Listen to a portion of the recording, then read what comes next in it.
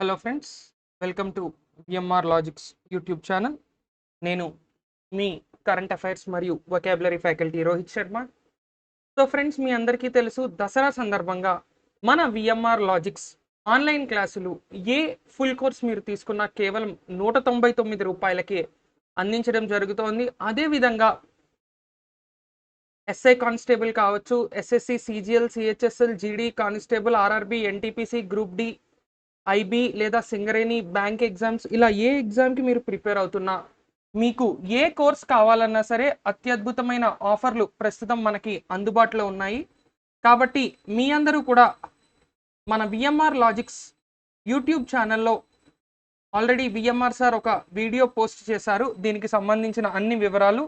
అదేవిధంగా మన app download చేసుకున్నా సరే మీకు యాప్లో కూడా ఈ డీటెయిల్స్ అన్నీ కూడా మనకి అందుబాటులో ఉన్నాయి. కాబట్టి మీకు ఇంకొక ఆఫర్ కూడా ఉంది. ఇక్కడ మీరు విఎంఆర్ సార్ చెప్పిన కొన్ని కండిషన్స్ని ఫాలో అవడం వల్ల మీరు ఈ 1 month కోర్స్ పర్చేస్ చేసి 6 months ఎక్స్టెన్షన్ పొందే ఛాన్స్ కూడా ఉంది. So hurry up, don't miss this wonderful opportunity. ఇక ఇవాళ మనం నెక్స్ట్ కరెంట్ అఫైర్స్లోకి వెళ్తే, WMO ఒక అంతర్జాతీయ సంస్థ ఏం చెప్తోంది? WMO అసలు ఈ WMO అంటే ఏంటి? WMO అంటే వరల్డ్, అది మాకు తెలుసు సార్, మెట్రలాజికల్ ఆర్గనైజేషన్.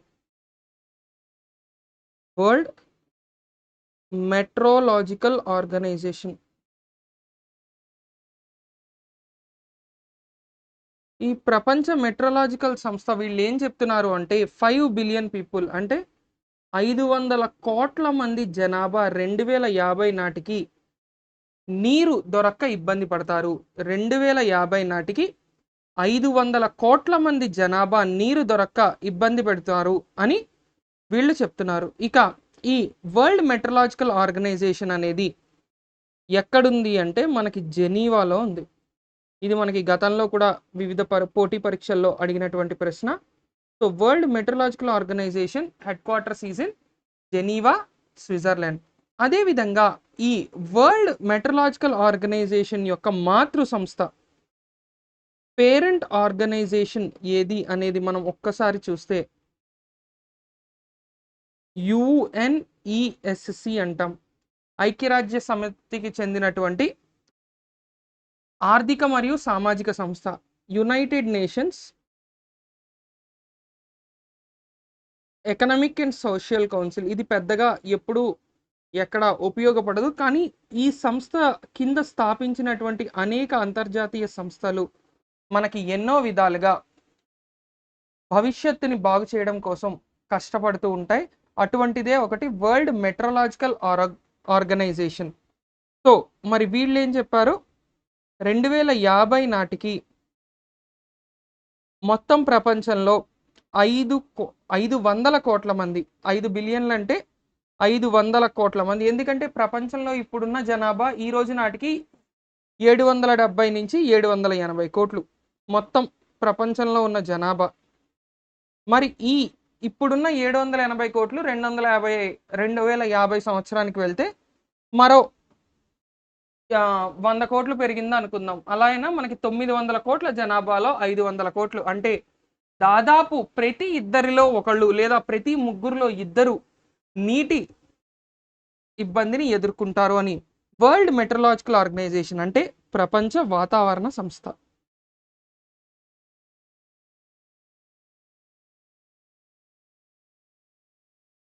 ఈ ప్రపంచ వాతావరణ సంస్థ ఒక నివేదికని కూడా విడుదల చేసింది. ఆ నివేదిక ఏంటి అనేది కూడా మనకి ముఖ్యం. The state of climate services 2021.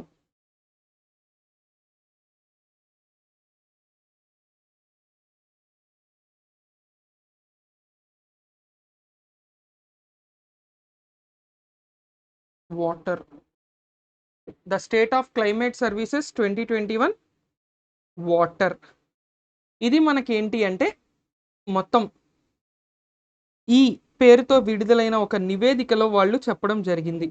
2021 నాటి నుంచి మనం లెక్క వేసుకుంటే 2050 నాటికి దాదాపు సగం ప్రపంచం అంటే 500 కోట్ల మందికి నీటి ఇబ్బంది ఎదురవుతుంది అని వీళ్ళు చెప్పడం జరిగింది. ఇక ఇక్కడ మనకి ముఖ్యమైన స్టాటిక్ జీకే పాయింట్లు: వరల్డ్ మెట్రలాజికల్ ఆర్గనైజేషన్ లేదా ప్రపంచ వాతావరణ సంస్థ, దీని హెడ్ క్వార్టర్ జెనీవా స్విట్జర్లాండ్లో ఉంది. అదేవిధంగా దీని యొక్క మాతృ సంస్థ United nations economic and social council, ఐక్యరాజ్య సమితి ఆర్థిక మరియు సామాజిక సంస్థ. ఇక నెక్స్ట్ ముగ్గురి అపాయింట్మెంట్స్ గురించి ముఖ్యంగా మనం ఇవాళ చర్చించుకోవాలి. మరి ఈ అపాయింట్మెంట్స్లో మొట్టమొదటి అపాయింట్ ఏది అంటే PL Harnath. PL Harnath takes charge as the chairman of Paradip port trust అంటున్నారు. సో పారాదీప్ పోర్ట్ ఏ రాష్ట్రంలో ఉంది? ఒడిస్సా రాష్ట్రంలో ఉంది. పారాదీప్కి ఒక ముఖ్యమైన హైలైట్ ఏంటి అంటే the biggest port of east Coast of India అని ఈ మధ్య కాలంలో మనం పిలుస్తున్నాం. అంటే తూర్పు కోస్తా ప్రాంతంలో అతిపెద్ద నౌకాశ్రయం ఏది అంటే పారాదీప్. అతిపెద్ద నౌకాశ్రయం పారాదీప్. ఈ పారాదీప్ అనేది ఒడిస్సా రాష్ట్రంలో ఉంది. ఈ పారాదీప్ పోర్టుకి పిఎల్ హరనాథ్ అనేటటువంటి వ్యక్తి అధ్యక్షులుగా లేదా చైర్మన్గా నియమితులవ్వడం జరిగింది. ఇక నెక్స్ట్ ఈవెంట్ అనేది ఐఎస్ఐ. పాకిస్తాన్ యొక్క ఐఎస్ఐ అనే సంస్థ. ఐఎస్ఐ అంటే ఇంటర్ సర్వీసెస్ ఇంటెలిజెన్స్.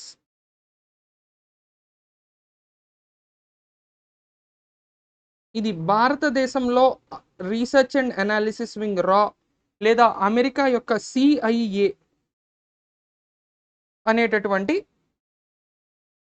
సంస్థ. అంటే పాకిస్తాన్ దేశం యొక్క అత్యున్నతమైన ఇంటెలిజెన్స్ నెట్వర్క్ ఏది అంటే ఐఎస్ఐగా చెప్తాం.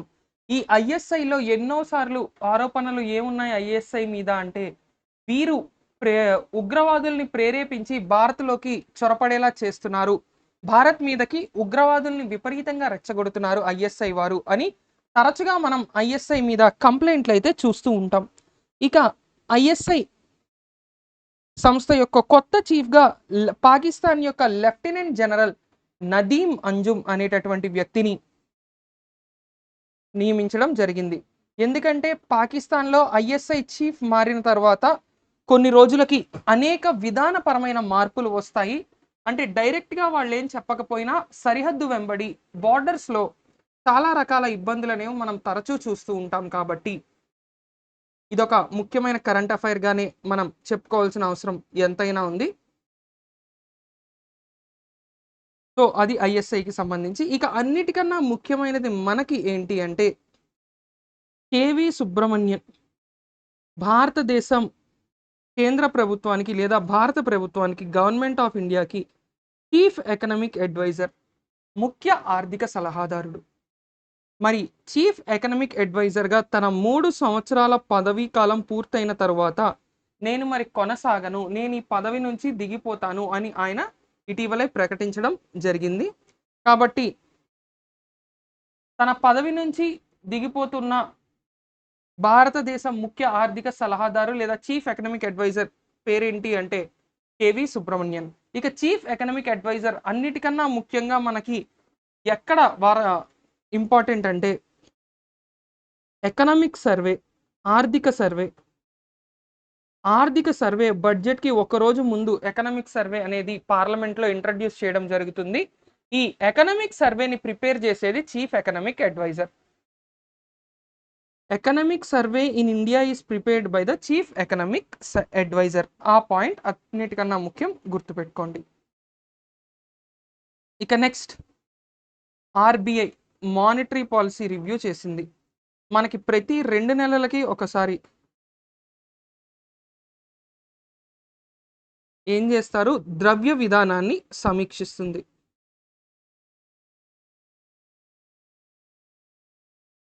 బై మంత్లీ అంటే 2 నెలలకు ఒకసారి. దీన్నే ద్రవ్య విధాన సమీక్ష అని కూడా అంటారు, లేదా పరపతి విధాన సమీక్ష అని కూడా అంటారు. 2 నెలలకు ఒకసారి జరిగే ఈ ద్రవ్య విధాన పరీక్ష లేదా పరపతి విధాన పరీక్షలో మనకి అన్ని వడ్డీ రేట్లని యథాతథంగా ఉంచేశారు. సో మనకి సంవత్సరానికి 6 సార్లు జరుగుతుంది ఈ by monthly monetary policy review అనేది. నెక్స్ట్ మనకి డిసెంబర్లో ఒకసారి, ఫిబ్రవరిలో ఒకసారి జరగబోతోంది. సో ఇందులో ప్రస్తుతం మనకున్నటువంటి రెపో రేట్ని రివర్స్ రెపో రేట్ని, bank rate, marginal standing facility, CRR, SLR, వీటన్నిటి గురించి కూడా డీటెయిల్డ్గా మీరు ఎకానమీలో ఆల్రెడీ చదివి ఉంటారు లేదా చదువుతారు. కాబట్టి వీటికి సంబంధించి ముఖ్యమైన రేట్లు ఏవైతే ఉన్నాయో అవన్నీ యాజ్ ఇట్ ఈస్గానే ఉంచేశారు. ఇక మానిటరీ పాలసీ రివ్యూ చేసేది ఎవరు? మానిటరీ పాలసీ కమిటీ, దాన్నే ఎంపీసీ అంటాం. మరి ప్రస్తుతం మానిటరీ పాలసీ కమిటీలో ఉన్నటువంటి వ్యక్తులు ఎవరు? ఆర్బీఐ వైపు నుంచి ముగ్గురున్నారు. ఫస్ట్ శక్తికాంత దాస్,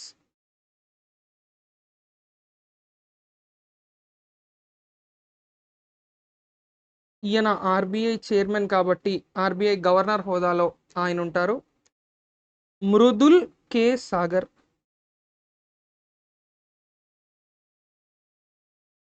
అదేవిధంగా మైఖేల్ దేబభ్రత పాత్ర,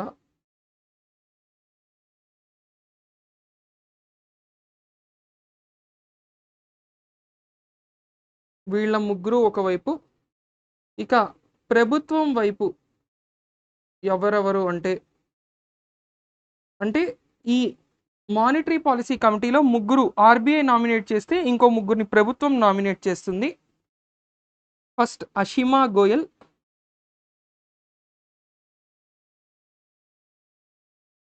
రెండు Jayant are Varma,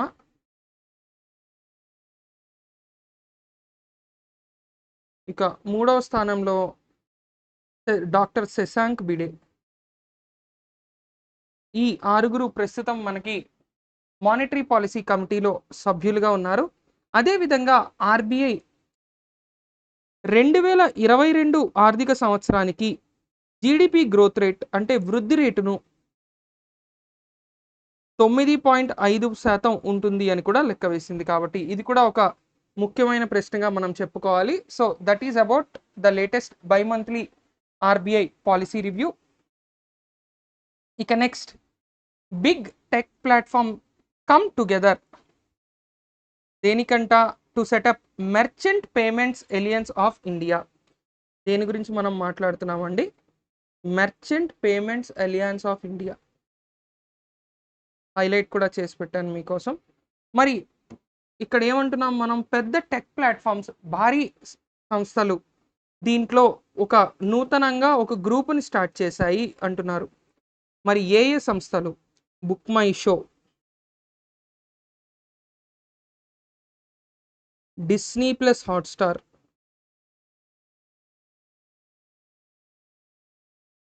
Facebook,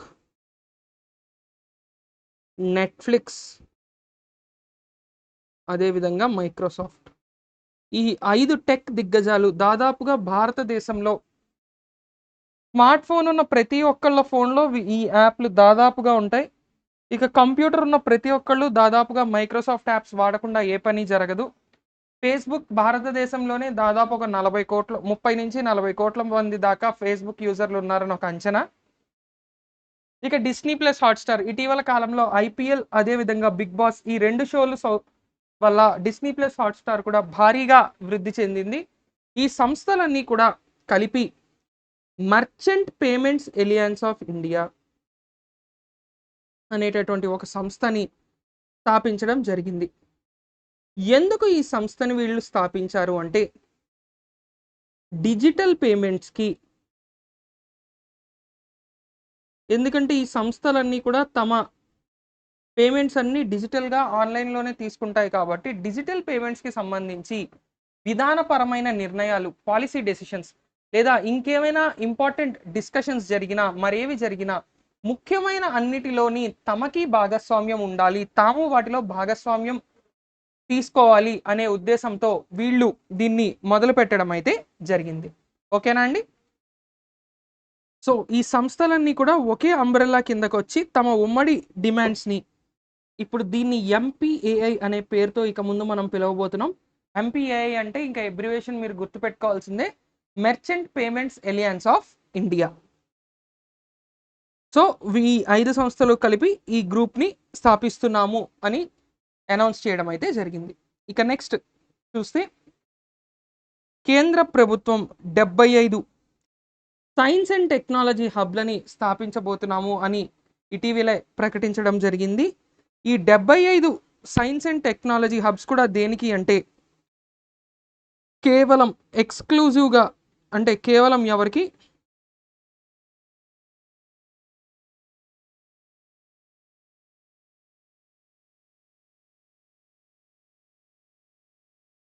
scheduled cost మరియు షెడ్యూల్డ్ ట్రైబ్ వారికి మాత్రమే ఎక్స్క్లూజివ్గా ఈ ఎస్టీఐ హబ్స్ అనేవి ప్రత్యేకంగా ప్రారంభించడం జరిగింది. మరి ఇవి ఏ మంత్రిత్వ శాఖ అంటే department of science and technology లేదా ministry of science and technology, DST అంటాం జనరల్గా, లేదా ministry of science and technology. ఇక కేంద్ర ప్రభుత్వ కార్యక్రమం కొత్తగా ఒకటి స్టార్ట్ అయింది. అంటే 199% ఏ పేరుతో ఉంటుంది? ఆజాదీ కా అమృత్ మహోత్సవ్, 75 ఏళ్ల స్వాతంత్రం. సో మనం ప్రతిరోజు దాదాపుగా ఏదో ఒక ప్రోగ్రాం చూస్తూనే ఉన్నాం. కేంద్ర ప్రభుత్వం మొదలుపెట్టింది ఆజాదీ కా అమృత్ మహోత్సవ్లో భాగంగా, కాబట్టి మరో కొత్త ప్రోగ్రాం ఇది అని మనం చెప్పుకోవచ్చు అనమాట. సో ఇక్కడ మనకి ఇంకొక ముఖ్యమైన విషయం ఏంటి అంటే కేంద్ర సైన్స్ అండ్ టెక్నాలజీ శాఖ యొక్క మంత్రి ఎవరు అంటే శ్రీ జితేంద్ర సింగ్. శ్రీ జితేంద్ర సింగ్ గారు మనకి భారతదేశానికి ప్రస్తుతం సైన్స్ అండ్ టెక్నాలజీ శాఖకి మంత్రిగా సేవలు అందిస్తున్నారు. సో ఈ STI hubs, science and technology innovation hubs అనేవి కేవలం షెడ్యూల్డ్ కాస్ట్, షెడ్యూల్డ్ ట్రైబ్ వారికి మాత్రమే కేటాయించబడినవి. వాళ్ళ యొక్క ప్రపోర్షన్ అనేది మనకి సైన్స్ అండ్ టెక్నాలజీలో పెంచాలి అనేటటువంటి ఉద్దేశంలో ఈ నూతన విధానాన్ని తీసుకురావడం జరిగింది. ఇక next, Turkey becomes the last G20 country. G20 సమాఖ్యలో ఉన్న ప్యారిస్ క్లైమేట్ అగ్రిమెంట్, మనకి ఏదైతే ప్యారిస్ క్లైమేట్ అగ్రిమెంట్ ఉందో ఆ ప్యారిస్ ఒప్పందాన్ని అమలు పరచడానికి ఒప్పుకున్నటువంటి చివరి G20 దేశంగా ఇటీవలే మనకి టర్కీ వార్తల్లో నిలిచింది. ఇక COP26 అనేటటువంటి సదస్సులో COP26 అంటాం. COP అంటే ఏంటి? Conference of parties. ఈ COP26 అనేది మనకి ఈ సంవత్సరం అక్టోబర్ 31 నుంచి స్టార్ట్ అవ్వబోతోంది. అక్టోబర్ 31 నుంచి స్టార్ట్ అవ్వబోతున్న COP26, మరి ఈ COP26 మనకి ఎక్కడ స్టార్ట్ అవ్వబోతోంది అంటే గ్లాస్గో, స్కాట్లాండ్.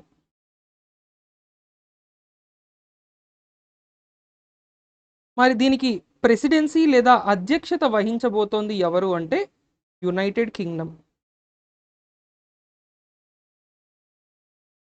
ఇందులో జనరల్గా ఎవరెవరు పార్టిసిపేట్ చేస్తారు అంటే UNFCC మెంబర్స్, ఐక్యరాజ్య సమితి, అడవులు మరియు క్లైమేట్ చేంజ్, వాతావరణ మార్పులుకి సంబంధించినటువంటి సంస్థ. United nations climate change conference అని కూడా దీన్ని అంటారు. UNCCC, United nations climate change conference, ఐక్యరాజ్య సమితి వాతావరణ మార్పుల సదస్సు. ఇందులో ప్రస్తుతం దీన్ని COP26 అనే పేరుతో, ఎందుకంటే ఇది 26వ సదస్సు కాబట్టి దీన్ని UNCCC COP26 అనే పేరుతో పిలుస్తున్నారు. ఇది గ్లాస్గో, స్కాట్లాండ్లో అక్టోబర్ 31 నుంచి జరగబోతోంది. కాబట్టి ఆ సమయానికి మిగతా దేశాలన్నీ తమను విమర్శించకుండా టర్కీ ముందు జాగ్రత్తగా ఏం చేసింది? ప్యారిస్ క్లైమేట్ అగ్రిమెంట్ని నీట్గా రాటిఫై చేసి, అంటే ఆమోదించి పెట్టింది. కొన్ని సంవత్సరాలుగా ఇతర దేశాలన్నీ ఒత్తిడి చేస్తున్నా సరే వినలేదు. కానీ ఇప్పుడు ప్రపంచవ్యాప్త సదస్సు కాబట్టి తలగ్గొక తప్పలేదు. ఇక టర్కీ ఇటీవలే మరో విషయంలో కూడా వార్తల్లో నిలిచింది. దేనికి అంటే NPCI, టర్కీ యొక్క పేకోర్ అనే కంపెనీ, ఇవి రెండు ఒక పార్ట్నర్షిప్ని కుదుర్చుకున్నాయి. టర్కీ దేశానికి చెందినటువంటి పేకోర్ అనేటటువంటి కంపెనీ ఎన్పిసిఐ ఇవి రెండు దేనికి పార్ట్నర్షిప్ కుదుర్చుకున్నాయి అంటే రూపే సాఫ్ట్ పిఓఎస్ అంటే క్యాష్లెస్ పేమెంట్స్ కొరకు టర్కీ దేశంలో క్యాష్లెస్ పేమెంట్స్ కొరకు ఎన్పిసిఐ మరియు పేకోర్ అనేటటువంటి రెండు సంస్థలు ఒక ఒప్పందాన్ని కుదుర్చుకోవడం అయితే జరిగింది. రైట్, ఇక నెక్స్ట్ షిప్పింగ్ మంత్రి Sarbananda Sonowal my port app అనేటటువంటి ఒక కొత్త యాప్ని లాంచ్ చేశారు. దేనికి అంటే పోర్టులకు సంబంధించినటువంటి అన్ని రకాల సమాచారాన్ని అందుబాటులో ఉంచడం కోసం. అంటే ఏదైతే ముఖ్యంగా మనకి పోర్ట్లకి సంబంధించి కార్గో కావచ్చు, వాటి ట్రాన్స్పోర్టేషన్ కావచ్చు, అవసరమైనటువంటి ఇతరత్ర సమాచారం కావచ్చు, పోర్ట్లకు సంబంధించి ఏదైతే ముఖ్యమైన సమాచారం అందుబాటులో ఉంచాలో ప్రజలకి, ఆ సమాచారం మొత్తాన్ని అందుబాటులో ఉంచడం కోసం మై పోర్ట్ యాప్ అనేటటువంటి ఒక యాప్ని తీసుకురావడం జరిగింది. సో కేంద్ర పోర్ట్లు, షిప్పింగ్ మరియు వాటర్వేస్ యొక్క మినిస్టర్ సర్బానంద సోనోవాల్ ఆయన ఈ మై పోర్ట్ అనేటటువంటి యాప్ని విడుదల చేయడం జరిగింది. ఇక నెక్స్ట్ ఐఎఫ్ఎస్సిఏ. అసలు ఏంటి ఈ IFSCA? International financial services authority.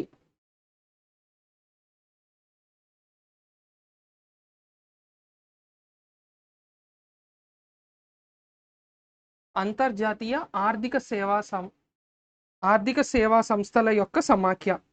వీళ్ళు ఒక గ్లోబల్ ఫిన్టెక్ హ్యాకథాన్, గ్లోబల్ ప్రపంచవ్యాప్తంగా ఫిన్టెక్ అంటే ఏ సంస్థలు మనకి ఇప్పుడు టెక్నాలజీ మరియు ఆర్థిక రెండు రంగాల్లోని ఇన్వాల్వ్ అయ్యి ఉన్నారో, అంటే టెక్నాలజీని ఉపయోగించి ఆర్థిక పరమైన సేవల్ని అందిస్తున్న కంపెనీలు, ఉదాహరణకి ఫోన్పే, పేటిఎం, లేదా ఈ మధ్య మీరు ఆన్లైన్ ట్రేడింగ్ కోసం చాలా యాప్లు వచ్చాయి, అవి కావచ్చు. ఇటువంటి యాప్లు ఏవైనా సరే మనకి అన్నిటికన్నా ముఖ్యంగా ఏ పాయింట్లు ఇక్కడ మనం మాట్లాడుకోవాలి అంటే ఈ ఫిన్టెక్ సంస్థలన్నిటికీ కలిపి ఒక హ్యాకథాన్ని అంతర్జాతీయ ఆర్థిక సేవా సంస్థల సమాఖ్య నిర్వహిస్తోంది. ఇది ముఖ్యంగా ఈసారి దేనికి అంటే Print01 బ్యాంక్ టెక్ అనే పేరుతో ఇది మొదటిది. అంటే ఈసారి పేరులోనే తెలుస్తోంది కదా, ముఖ్యమైన రంగం ఏదైతే ఫోకస్ ఏరియా అనేది ఉందో అది ఏ రంగం అంటే banking sector. So banking sector వాళ్ళు ఎటువంటి కొత్త రకాల ఇన్నోవేషన్స్ తీసుకురావచ్చు అనేటటువంటిది ఈ సంస్థ తీసుకొస్తుంది. అయితే ఇక్కడ ఇంకొక ముఖ్యమైన విషయం మీకు తెలియాల్సింది ఏంటి అంటే ఐఎఫ్ఎస్సిఏ అనేది started by ministry of finance, అంటే భారతదేశ ఆర్థిక మంత్రిత్వ శాఖ ఈ యొక్క సంస్థని తీసుకురావడం జరిగింది. భారతదేశంలో మినిస్ట్రీ ఆఫ్ ఫైనాన్స్ ఈ సంస్థని తీసుకురావడం అయితే మనకి జరిగిందనమాట. మరి దీని హెడ్ క్వార్టర్ ఎక్కడ అంటే గిఫ్ట్ సిటీ. ఈ గిఫ్ట్ సిటీ ఎక్కడుంది? గాంధీనగర్, గుజరాత్. గుజరాత్లోని గాంధీనగర్లో గిఫ్ట్ సిటీ అనే ప్రాంతంలో ఐఎఫ్ఎస్సిఏ అనే సంస్థ పనిచేస్తోంది. ఈ సంస్థని ఏప్రిల్ 27, 2020 నాటికి కేంద్ర ప్రభుత్వం ఆరంభించడం జరిగింది. రైట్, సో ఇది మనకి ఐస్పిరిట్ 2021కి సంబంధించి. ఇక నెక్స్ట్ టూరిజం మంత్రిత్వ శాఖ బుద్ధగయలో ఒక కొత్త కాన్ఫరెన్స్ని పెట్టడం జరిగింది. ఇది కూడా మనకి ఒక ముఖ్యమైన కరెంట్ అఫైర్గానే చెప్పుకోవాలి. ఎందుకు అంటే నవంబర్లో మనకి వరల్డ్ బుద్ధిస్ట్ కాన్ఫరెన్స్ జరగబోతోంది.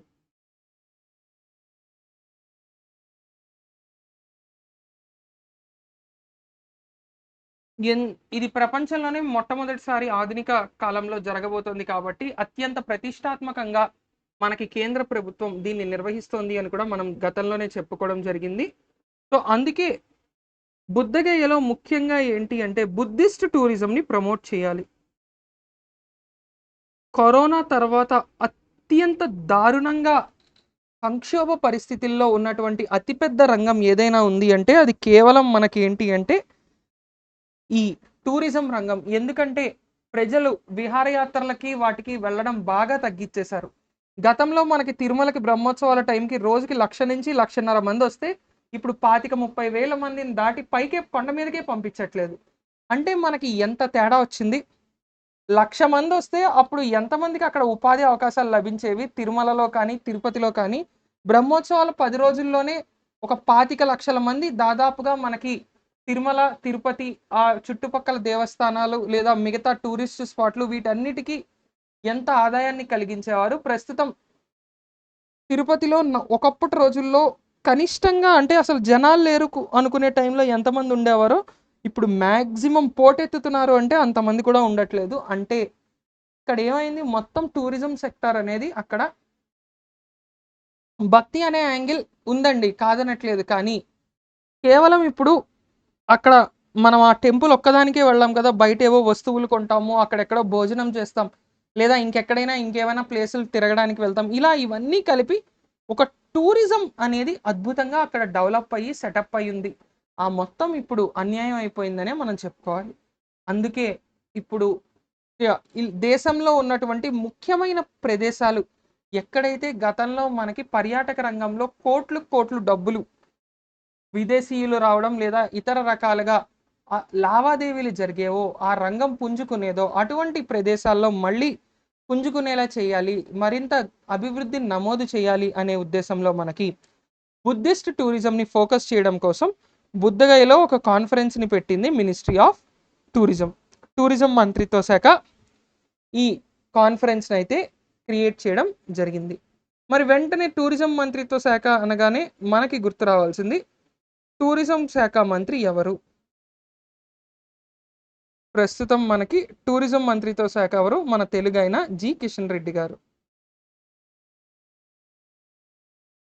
సో ఇదొక ముఖ్యమైన విషయం, మనం గుర్తుపెట్టుకోవాల్సిన అవసరం ఎంతైనా ఉంది. ఇక నెక్స్ట్ మరొక ముఖ్యమైన మీటింగ్, ఇది 6th to 7th అక్టోబర్ 2021 జరిగింది. నాస్కామ్ మన దేశంలో one of the very very important organizations అని చెప్పచ్చు నాస్కామ్ అంటే ఏంటి? నాస్కామ్ ఫుల్ ఫార్మ్ ఏంటి? నేషనల్ అసోసియేషన్ ఆఫ్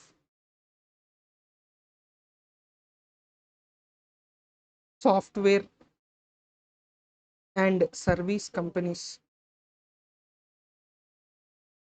ఇదొక ఎన్జిఓ అండి, అంటే నాన్ ప్రాఫిట్ ఆర్గనైజేషన్. అదేవిధంగా బీపీఓ రంగం మరియు ఐటీ రంగం ఈ రెండిటికి సంబంధించిన వ్యవహారాల్ని పర్యవేక్షిస్తూ ఉంటుంది నాస్కామ్. ఈ సంస్థ 1988లో ఎస్టాబ్లిష్ అయింది. మరి ఈ నాస్కామ్ యొక్క ప్రెజెంట్ హెడ్ ఎవరు అంటే యుబి ప్రవీణ్ రావు గారు నాస్కామ్ యొక్క ప్రస్తుత చైర్మన్గా మనకి సేవలు అందిస్తున్నారు. మరి నాస్కామ్ యొక్క హెడ్ క్వార్టర్స్ ఎక్కడుంది అంటే న్యూఢిల్లీలో ఉంది. ఈ నాస్కామ్ వాళ్ళు డిజైన్ అండ్ ఇంజనీరింగ్ సమిట్ అనేటటువంటి ఒక కార్యక్రమాన్ని నిర్వహించారు. మరి దీని థీమ్ ఏంటి అంటే ఈ సంవత్సరం ఇంజనీరింగ్ ద నెక్స్ట్, రాబోయే కాలానికి మనం ఏ విధంగా ఇప్పటి నుంచే తయారై ఉండాలి అనేటటువంటి ఒక థీమ్తో, ఇంజనీరింగ్ ద నెక్స్ట్ అనేటటువంటి థీమ్తో దీన్ని నిర్వహించడం జరిగింది. ఇక ఇందులో కేంద్రం తరపున ఎవరు పాల్గొన్నారు అంటే రాజీవ్ చంద్రశేఖర్. ఎవరైనా కేంద్ర సహాయ మంత్రి. దేనికి సహాయ మంత్రి? ఎలక్ట్రానిక్స్, ఐటీ, స్కిల్ డెవలప్మెంట్, అదేవిధంగా ఎంటర్ప్రెన్యూర్షిప్. కేంద్ర ఐటీ మరియు ఎలక్ట్రానిక్స్ శాఖ సహాయ మంత్రి, మినిస్టర్ ఆఫ్ స్టేట్ అంటాం, అయినటువంటి రాజీవ్ చంద్రశేఖర్ గారు ఇందులో పార్టిసిపేట్ చేయడం జరిగింది. ఇక నెక్స్ట్ అన్నిటికన్నా ముఖ్యమైందండి ఇవాల్టి మొత్తం వాటిలో మీరు మిగతావి ఏది గుర్తుపెట్టుకున్నా గుర్తుపెట్టుకోకపోయినా నోబెల్ శాంతి పురస్కారం ఇద్దరు జర్నలిస్టులకి ఈ సంవత్సరం లభించింది. వారిలో మరియా రెస్సా ఫిలిపినో అమెరికన్, అంటే తల్లిదండ్రుల్లో ఒకళ్ళు ఫిలిపైన్ దేశానికి చెందిన వ్యక్తి, ఇంకొకళ్ళు అమెరికా దేశానికి చెందిన వ్యక్తి. ఇక దిమిత్రి మురాతో, ఈయన రష్యా దేశానికి చెందినటువంటి ఒక జర్నలిస్ట్.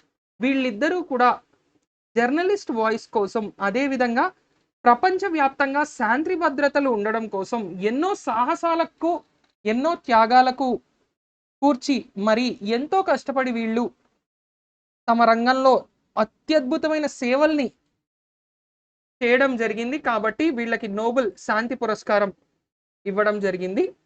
సో ఇవ్వండి ఇవాల్టి కరెంట్ అఫైర్స్. మళ్ళీ దసరా తర్వాత నుంచి మనం వొకాబులరీ మరింత కొత్తగా స్టార్ట్ చేసుకుందాం. So that's it for today guys.